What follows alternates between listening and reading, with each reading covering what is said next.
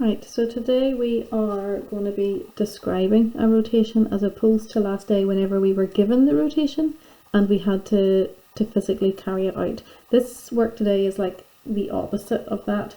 So in questions like this, they will give you the original shape, they'll give you its image, the new one, and ask you to figure out what the rotation was that got it there.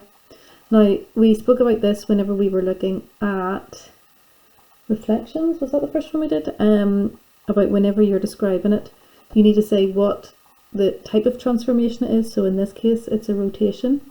You need to say the size and direction. So by that we mean the angle, and clockwise or anti-clockwise. And then you need to say where the center of rotation is.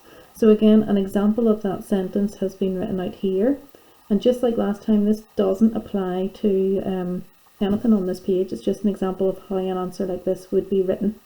Okay, so let's look at the example on this because I think it's best shown with an example. So you're going to need your tracing paper or greaseproof paper or ordinary paper again. So I've got my greaseproof paper. So I've already traced this out. So you're going to set your greaseproof paper on the shape and trace the original shape.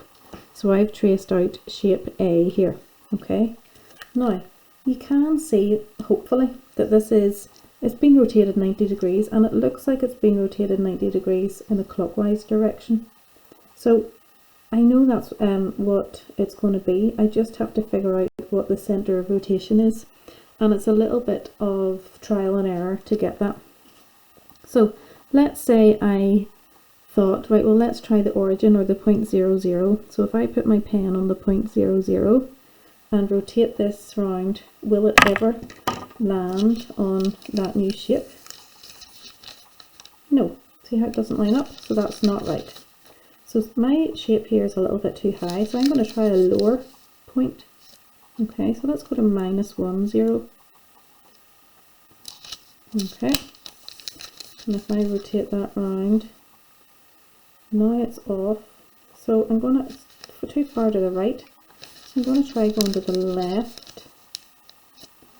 So let's try -1, -1.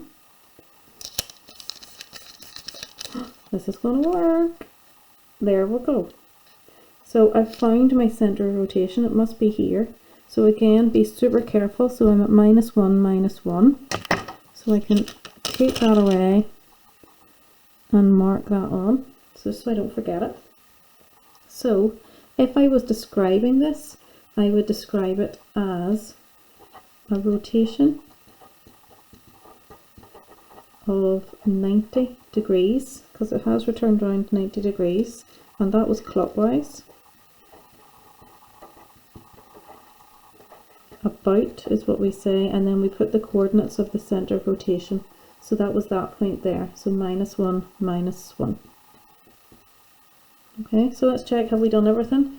Have we named the transformation? Yes, we've said it's a rotation. Size and direction, 90 degrees clockwise.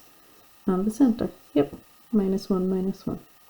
Okay, so there's a bit of backwards and forwards here with your greaseproof paper and a little bit of trial and error doing this, but it is good fun, sure.